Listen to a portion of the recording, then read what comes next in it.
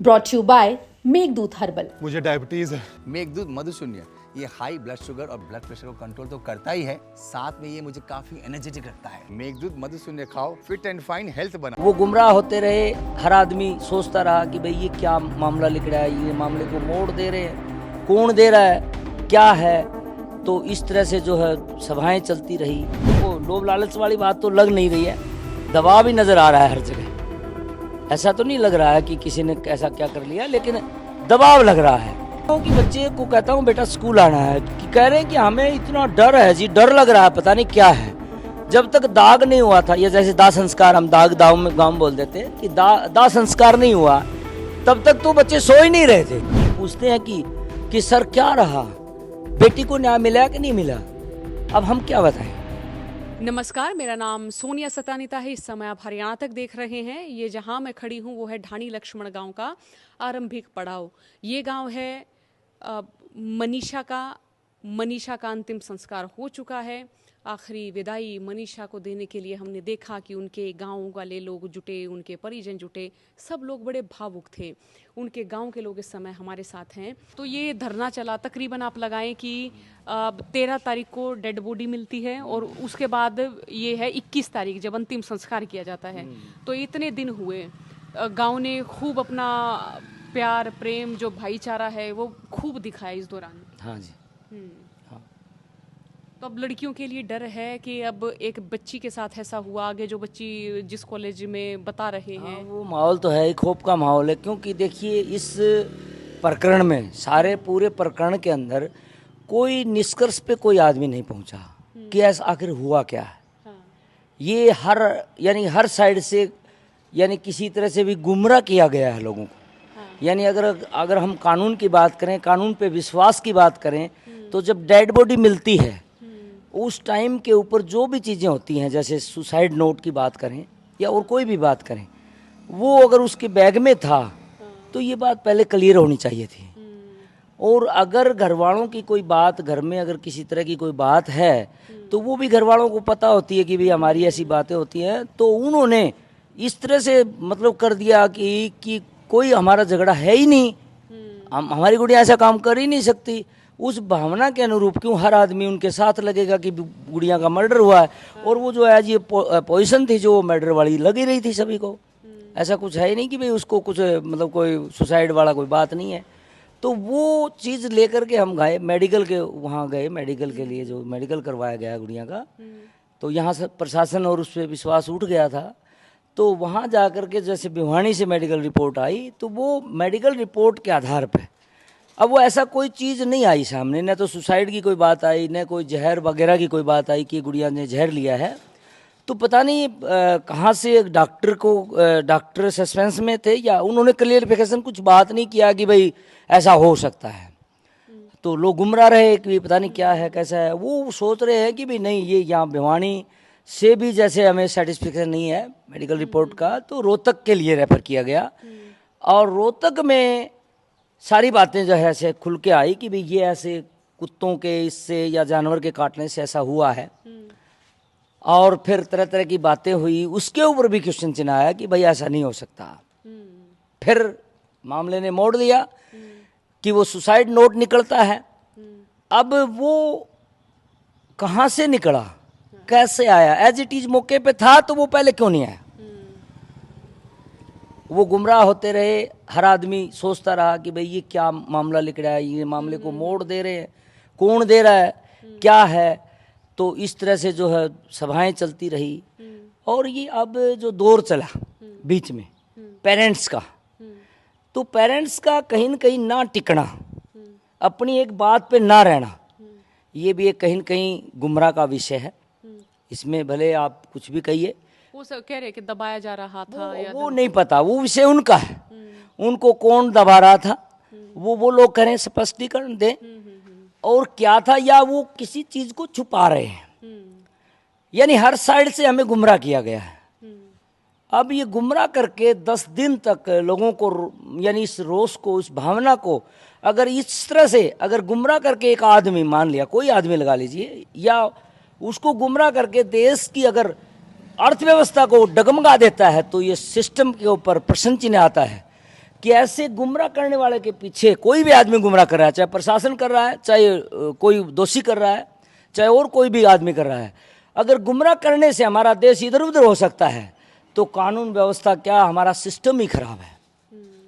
अकेले कानून व्यवस्था की बात नहीं है कि हम भावना को, अगर किसी की भावना, क्योंकि बार बार जब पेरेंट्स का रोना धोना, बार बार उनको ये कहना कि भाई देखिए हमारे को दबाया जा रहा है, तो लोग इकट्ठे होते हैं, भावना से उनको दुख होता है, और फिर पेरेंट्स जो है फिर यू टर्न लेते हैं, फिर पता नहीं वो दबाव में लेते हैं या अपने किसी चीज़ को छुपा रहे, ये हमें नहीं पता, वो उनको पता है। लेकिन आप संतुष्ट हैं? नहीं, कोई संतुष्टि नहीं है। संतुष्टि क्या, संतुष्टि तो जब ये कहे कोई भी आदमी कि भाई हाँ ये चीज़ जांच के मामले में यहाँ से ये सही है, नहीं तो इस तरह के केस होते हैं, जैसे सुसाइड का नोट भी होता है, या कोई जहर भी कई बार गुस्से में कर लेते हैं बच्चे, तो एट द स्पॉट हो जाता है, उसमें एजेंसियाँ की भी जरूरत नहीं होती, क्योंकि एट द स्पॉट पता लग जाता है कि ये तो इसने जहर कर क्या यार, क्या कमाल कर रहे हो।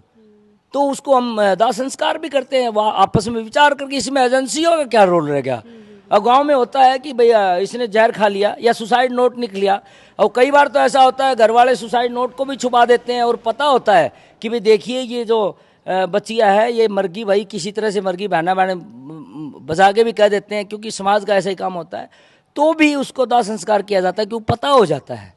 तो ऐसी कौन सी बात थी कि भाई वो सुसाइड नोट भी नहीं मिला, और पेरेंट्स का अगर भरोसा देखें, अगर पेरेंट्स का भरोसा देखें तो जिस दिन वो डेड बॉडी मिली है उस दिन ये लग ही नहीं रहा कि ये सुसाइड है या इसने बच्चे ने किसी तरह का कोई इस तरह का कदम उठाया, क्योंकि पेरेंट्स की भावना ये बता रही थी कि मेरी बच्ची ऐसा काम नहीं कर सकती, उसका ऐसा कोई सिस्टम ही नहीं था कि जो वो ऐसा काम कर ले।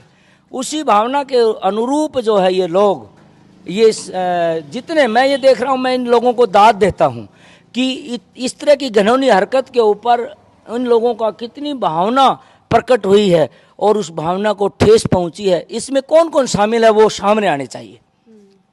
भारी रोष है, गुस्सा है कि इस तरह से किसी चीज़ को गोलमाल करके, स्पष्ट ना करके, अगर लोगों को यानी उसमें क्या भरोसा होगा। कमेटी भी तो शामिल थी ना? कमेटी का भी देखिए, कमेटियां होती हैं, अब वो भी क्लियर नहीं कर रही ना बात को। वो कहीं ना कहीं अगर प्रशासन से उनका दबाव है या वो डर है तो वो ऐसी कमेटियों में शामिल क्यों होते हैं। अगर उनको ऐसा होता है तो वो करिए, कहिए, अगर दबाव आता है तो बोलिए कि मेरा तो दबाव आ रहा है जी, मैं कमेटी में नहीं रहूँगा। गुमराह क्यों कर रहे हैं लोगों को?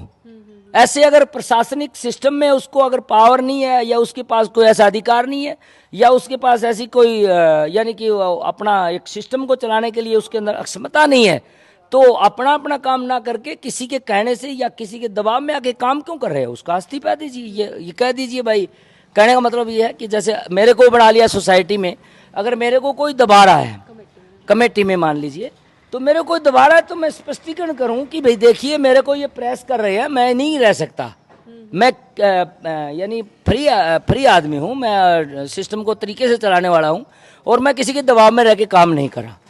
तो हम क्या माने कि दबाव में आए, या वो क्लियर करते तो हम मान लेते कि भी दबाव में आए हुए हैं। और या कोई ऐसा, देखो लोभ लालच वाली बात तो लग नहीं रही है, दबाव ही नजर आ रहा है हर जगह। ऐसा तो नहीं लग रहा है कि किसी ने ऐसा क्या कर लिया, लेकिन दबाव लग रहा है। अब कहीं न कहीं दबाव में थे। फिर बात आ जाती है दबाव की, तो अगर दबाव को क्लियर कर सकता है, इतना दबाव भी नहीं होता, वो क्लियर कर सकता है कि देखिए मेरे ऊपर दबाव है। और बताओ आप क्या पूछना चाह रहे हैं? तो अब यहाँ क्षेत्र की जो बेटियां हैं उनके लिए आप कैसा माहौल देखते हैं, और बतौर पिता भी आप इस समय क्या महसूस कर रहे हैं?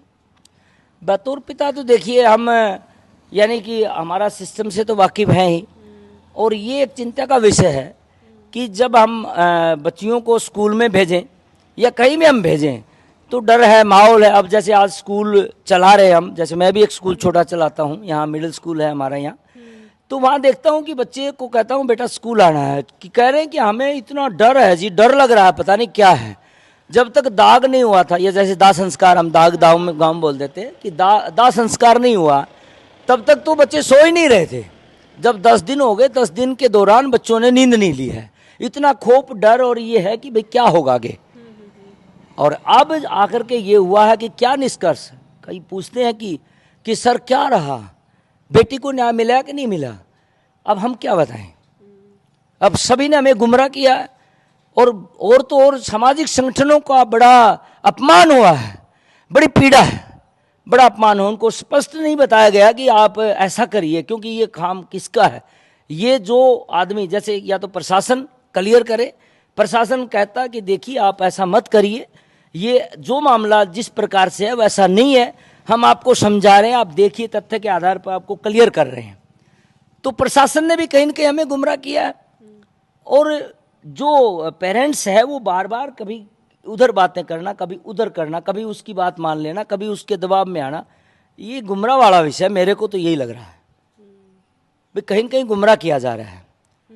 और बड़ा दुखी हूं मैं आज कि यहाँ हम हमारी भावना को, बेटी के भावना को समझ करके लोग यहाँ आए, उसके दादा और उसका पापा ने लोगों को यानी एक वीडियो जारी किया कि हमारे के ऊपर दबाव बनाया गया है, जबरदस्ती हमारी बेटी का जो है दाह संस्कार करवा रहे हैं। वो उन्होंने स्पष्टीकरण करना चाहिए था कि भाई ये दबाव दे रहे हैं, तो अगर वो उस दबाव अगर समाज आ गया था यहाँ, तो उनको दबाव में नहीं रहना चाहिए था अगर वो सही हैं तो, क्योंकि दबाव तो हट ही गया फिर। और वहाँ अगर प्रशासनिक कोई भी अधिकारी आता तो वो क्लियर कर देते, लेकिन पता नहीं अधिकारी ने आके किसी बात की पुष्टि नहीं की, और समाज जो है इस चक्कर में रहता गया कि भाई क्या समस्या है, पता नहीं क्या है। लेकिन आप इसे पूरा न्याय नहीं मानते, न्याय ही नहीं न्याय कहाँ है, न्याय का तो कोई औचित्य बनता ही नहीं है। केवल एक बात से संतुष्ट है कि भाई उन्होंने जो है यहाँ बैठे, तो हमारी गांव की जो मीटिंग हुई उसमें हमने फैसला लिया कि भी इसकी जो है सीबीआई जांच होनी चाहिए, और इसका मेडिकल जो है ये एजेंसियां ना करके हमारा एम्स वगैरह उस मेडिकल में होना चाहिए। तो वो बात हुई, तो वो उसमें क्या हुआ, उसमें सीबीआई का तो उन्होंने ट्वीट कर दिया, वो बात मान ली, लेकिन रीमेडिकल का बात उन्होंने छोड़ दिया बीच में। एक बार पास कर दी सीबीआई कि सीबीआई आपकी मान ली जाएगी, रीमेडिकल का गोलमाल बना के उनको पता नहीं कैसे क्लियर वो भी नहीं किया। अब उसको क्या करके क्या किया पता नहीं, वो छोड़ दिया तो यहाँ बात आई रखी कि भाई उन्होंने हमारी बात मान ली है। तो संगठन ने वो बात रखी कि भाई बताओ क्या क्या बातें माननी है, उन्होंने क्या आश्वासन आपको दिया है। तो उन्होंने बताया कि भाई देखिए हमें ये आश्वासन दिया है कि भाई आप जब भी ये करेंगे, मतलब आपको जो ये लिख के दिया है, तो आप जो है ना ये आपका ट्वीट हो जाएगा, आपके पास लेटर मिल जाएगा सीबीआई का। तो मेडिकल वाला क्या रहा, तो मेडिकल के बोले वो उसकी बॉडी मेडिकल लायक नहीं है। वहाँ फिर संशय हो गया। फिर हमारे संगठन के, मैं दाद देता हूँ उस संगठन को कि जिसने प्रशासन के ऊपर इतना दबाव बनाया कि वो प्रशासन मेडिकल के लिए तैयार हुआ। मैं उनको सलाम करता हूं उन योद्धाओं को कि इस तरह के योद्धा अनेकों होने चाहिए। उन्होंने हमारे मेडिकल के लिए जो है वो दिया कि भी हाँ ठीक है, प्रशासन किसी तरह से भी उसके यानी कि उन्होंने खुला ये कहा कि आप जो करना है करिए, लेकिन मेडिकल करवाएंगे हम बॉडी का। तो सीबीआई जांच की मांग और एम्स से पोस्टमार्टम की रिपोर्ट, इन पे मनीषा के माता पिता ने सहमति दे दी थी नायब सैनी सरकार को। हाँ ये दे दी थी कि भाई आप अगर ये काम करेंगे, ये गांव का भी फैसला था। हाँ, तो ये हम ये कहें कि फिर ये पूर्ण न्याय नहीं मानते हैं आप? नहीं, न्याय तो देखिए, अब न्याय का तो माम ये है कि भाई न्याय तो देखो एजेंसियां करेंगी, सीबीआई करेगी, मेडिकल रिपोर्ट के आधार पर बातें होंगी। लेकिन कोई काम गुमराह करके होता है वो न्याय नहीं होता सर, मैडम न्याय नहीं होता है वो। गुमराह एजेंसियां ठीक है अपना काम करेंगी, ठीक है, वो तथ्य के आधार पर या कोई मेडिकल रिपोर्ट के आधार पर काम करेंगी, ये सही है। सीबीआई जांच करेगी, जो भी आएगा मौके पे ठीक है, ये तो ठीक है, सीबीआई करेगी, बढ़िया है। मेडिकल होगा, उसके आधार पर जो भी फैसला आएगा उससे संतुष्टि हो जाएगी। लेकिन ये चीज़ें जो है ना, कई बार उसको छुपा लेना, उसको छोड़ देना, ये चीज़ें थोड़ा सा भ्रमित कर रही हैं।